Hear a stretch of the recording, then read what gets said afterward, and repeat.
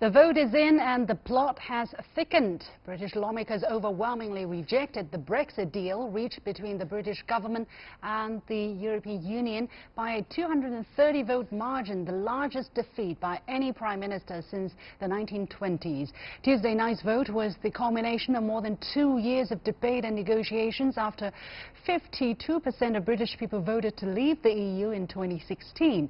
Prime Minister Theresa May now has until Wednesday evening to save her government in a no-confidence vote.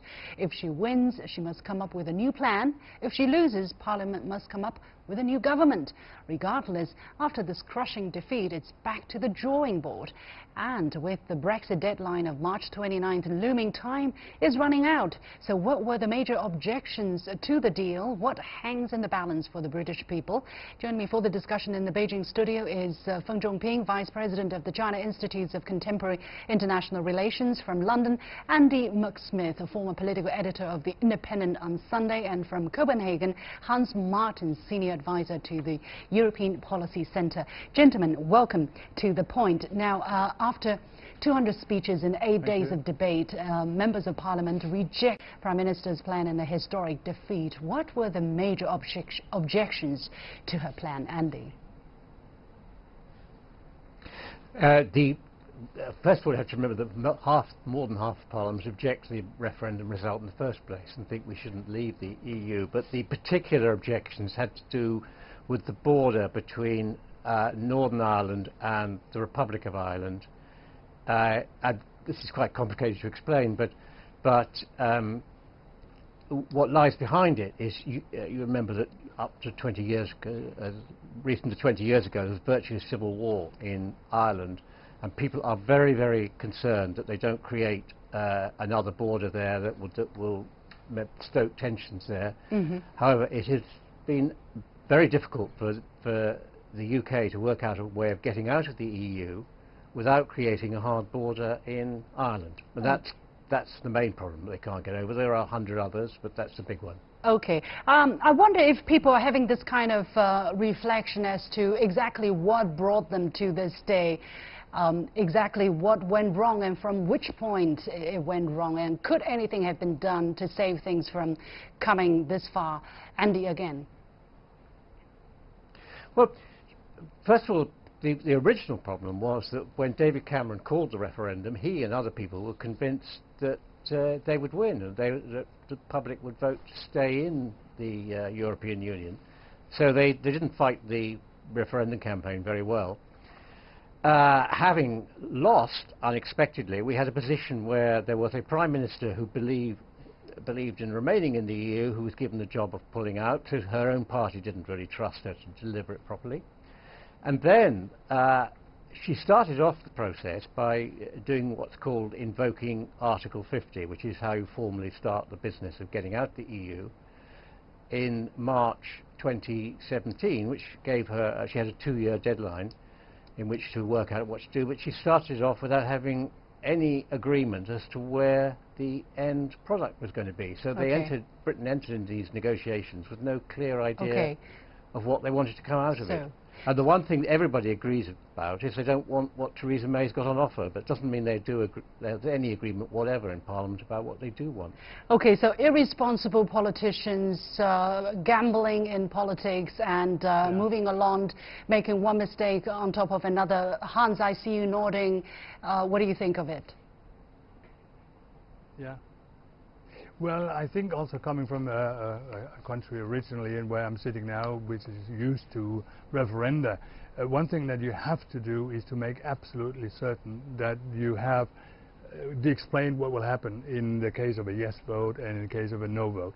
And as Andy was saying, the no side was completely forgotten, which I simply don't understand, because I've been working for so many years with the UK. I've been traveling around, and I was not at all surprised that this was happening. But apparently it was a complete surprise for the British, and therefore there was absolutely no plans for the Brexit, only for the yes vote. But let me add also to your first question about what were the motivations behind the vote that we saw last night. And I agree that the backstop was at least the Irish issue. The Irish border was the official reason, but I think behind that there was also a lot of power play, because I think there was a lot of people in the Conservative Party who didn't care about Brexit, who just wanted any chance they could to get to increase their own power and maybe become prime ministers. And let me say as well that this counts for the Labour Party as well. I think they have been completely irresponsible in this situation by basically not really discussing the matter, but just waiting for a chance to take over the power. And I don't think this is a responsible way in such an important situation. At least 3 deadly sins I can count by now. Mr. Feng, how do you look at the situation, observing from a distance here? Are there any flaws to the system that seem structural flaws to the system that simply made it impossible for the UK to avoid such a fate till now? Well, I think it depends on the issues. It's not really the system itself. I focus on this issue is it's impossible for any groups or government. Well, if it is a vital system, then how come they're not able to address a difficult issue using the existing system? Right. Okay. Let's put it in this way. First, it's the people who got the right to vote decided to stay or in, okay, to stay or out. Then the government, this May government decided her mission was to carry out this referendum result. That now it's the parliament was to play a role. So because of the referendum decided to stay or in, and it caused a split in the whole country. In the government, in the parliament, the whole the public. Okay.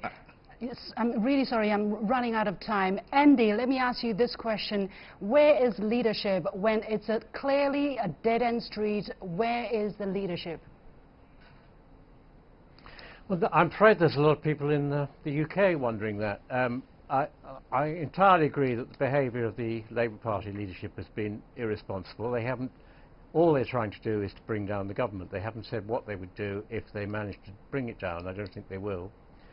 And there are people in the ruling Conservative Party who they can't get remove Theresa May from the post of Prime Minister. She won't resign, which she probably ought to do. And so you've just got these groups who are entrenched in their positions, and I can't see at the moment any way in which they are ever going to arrive at any kind of consensus. And by the way, may I just say, you referred to this as the worst defeat for the government since the 1920s. It's worse than that. It's worse. There's never been a defeat as bad as this in the history of the British Parliament. I mean, it's funny, but it's the sad, idea that right? the Prime Minister... Yeah, it's horrendous. To give you an idea, you've got to remember there are about 100 members of Parliament who have to vote with the government because they got government jobs. So that of those 630, only 530 had a choice of how to vote.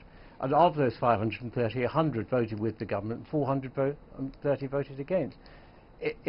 The scale of the disaster is unthinkable. And apparently Theresa May thinks that she can go back to Europe, fiddle with the deal that's been rejected, and come back to Parliament and make them change their mind. People in Europe are calling her to save the playing field and figure out and get her acts together before flying to Europe.